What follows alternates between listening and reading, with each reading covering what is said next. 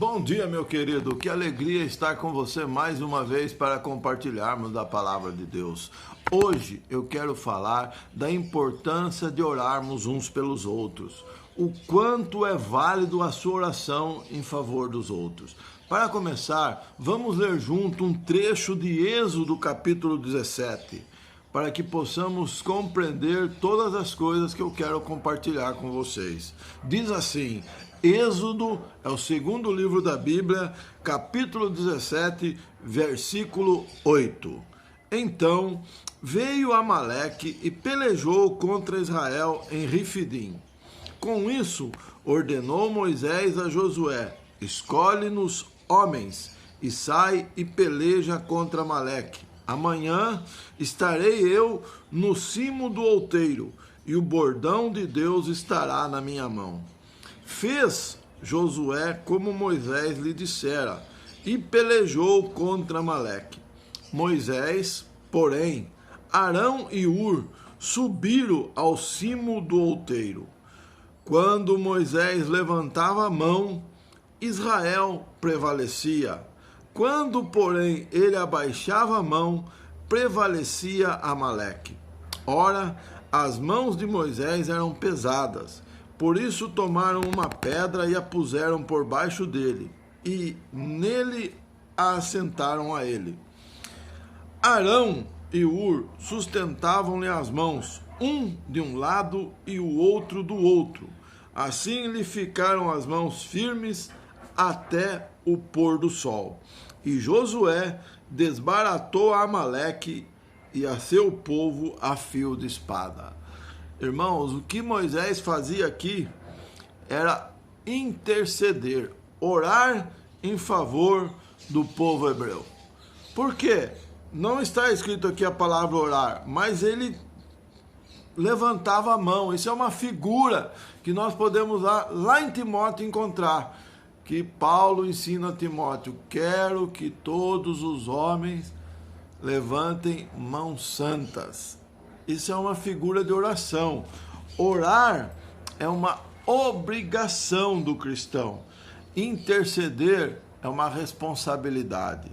Se você não intercede pelos irmãos, pelas pessoas, você está perdendo de ser responsável. Eu quero só testemunhar para vocês aqui a figura da oração que nós temos lá no livro de Timóteo, né? Capítulo 2 do primeiro livro de Timóteo. Diz assim,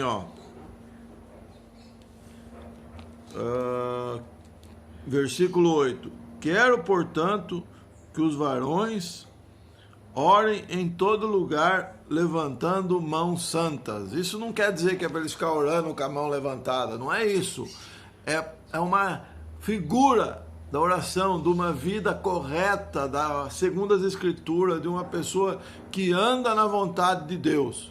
Então veja, a figura que temos aqui de Moisés com as mãos levantadas é que ele estava intercedendo pelo povo. Mas aí você pode falar para mim: mas isso aí está no Velho Testamento.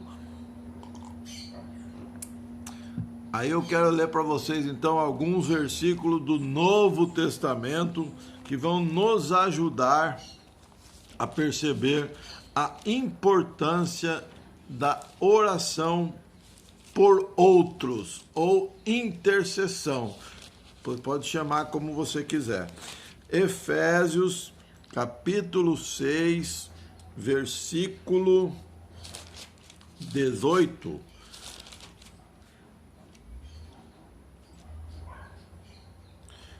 Com toda oração e súplica, orando em todo tempo no Espírito, e para isto vigiando com toda perseverança e súplica por todos os santos. Por todos os santos aqui, não é para orar para estátua, não. Santos aqui são pessoas. Orar pelas pessoas, interceder em favor delas. Você, pai, ora pelos seus filhos? Ora pela sua esposa? Você, mamãe, ora diariamente pelos seus queridos filhos e filhas? Pelos seus genros? Você, vovó, ora pelos seus netos, você ora pelo seu vizinho, ora pelo chefe, pelo patrão, pelo colega do trabalho. Se você começar a pensar quantas pessoas você deve interceder, você vai ver que há muita necessidade de oração. E você, cristão, ora pelo trabalho do evangelho que está acontecendo lá no grupo que você convive? Ora pelas missões pelo mundo afora? Ora por aqueles que vivem no mundo perseguido, onde não pode ser cristão? Pense nisso. Ficar perdendo tempo reclamando, mídia social, falando mal dos outros, brigando com o governo, tudo isso não tem nenhum valor no reino de Deus. Não ganha nada. Tesouro se ajunta no céu. E interceder pelos homens é uma das nossas responsabilidades. Pense nisso. Vamos ler mais algum versículo.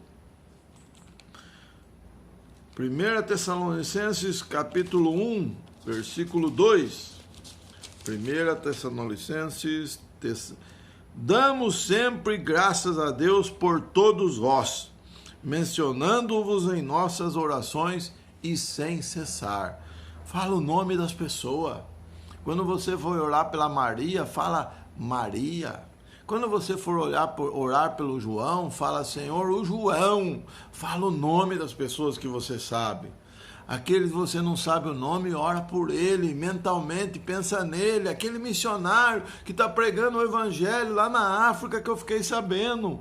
Aquela família que está vivendo lá na Síria, que é fiel ao evangelho. Ora. Aqueles irmãos que abandonaram o caminho da verdade. Aquelas pessoas que deixaram de se reunir. Ora por elas, intercede. Assuma a sua responsabilidade diante de um Deus vivo. A palavra de Deus diz que a oração do justo pode muito em seus efeitos lá em Tiago. Mas vamos ler mais um trecho aqui em 1 Tessalonicenses, continuando no livro que nós já estamos, capítulo 5, versículo 25. Paulo escrevendo ao povo de Tessalônica: irmãos, orai por nós.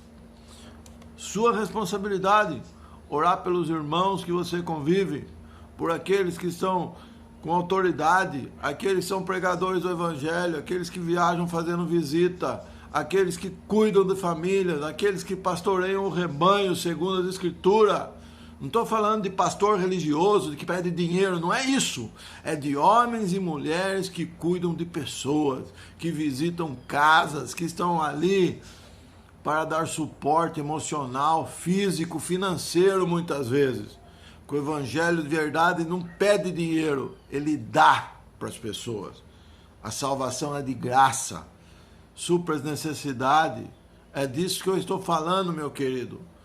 Não importa onde você reúne, não quero saber sobre isso, não quero falar sobre isso, quero falar se você tem orado constantemente por outros, ou a sua oração é só aquela, pai, ajuda eu, estou precisando disso, estou precisando daquilo. A Bíblia nos instrui muito mais a orarmos pelos outros do que por nós mesmos.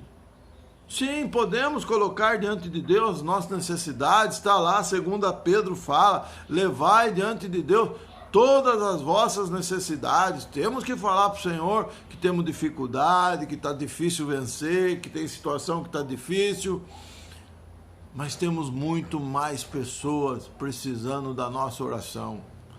Existe uma guerra nos céus, irmão. Existe uma guerra e a intercessão faz parte dessa guerra. Ore pelas pessoas, ore pelos seus filhos, ore pelos seus netos, ore pelos seus amigos, ore pelo governo, ore, ore, ore, ore. Lá naquela história real que nós lemos sobre o povo hebreu, a vitória só era possível enquanto a oração era contínua. Parava de orar, o povo perdia a guerra. Continuava orando, o povo vencia a guerra. A nossa vida depende da oração. E para encerrar, 2 Tessalonicenses, já vamos indo para o final, capítulo 3, versículo 1. Finalmente, irmãos, orai por nós, para que a palavra do Senhor se propague e seja glorificado, como também está acontecendo entre vós. Um bom motivo de oração é para que o evangelho vá adiante. Ore por aqueles que pregam a palavra. Orem por aqueles que estão divulgando o evangelho verdadeiro. Ore por aqueles que ainda não conhecem a verdade, para que se livrem da mentira e sejam salvos. Ore por aqueles que vão para lugares inóspitos onde ninguém quer ir. Você já pensou quantas pessoas querem sair daqui, lá no sertanejo, lá na Paraíba, no interior, no meio daquele povo simples, e pregar o evangelho? Pessoas querem abrir religião, pedir dinheiro. Mas você pode orar por aqueles que são sinceros de coração, por aqueles que vão para lugares onde ninguém quer ir. Existem lugares, irmãos, que eu e você não vamos chegar, mas o evangelho vai chegar. E a nossa oração pode colaborar para que esse evangelho chegue lá genuinamente, para que aquele irmão que faz isso tenha força, tenha condição, tenha alimentação, tenha sustento na sua casa.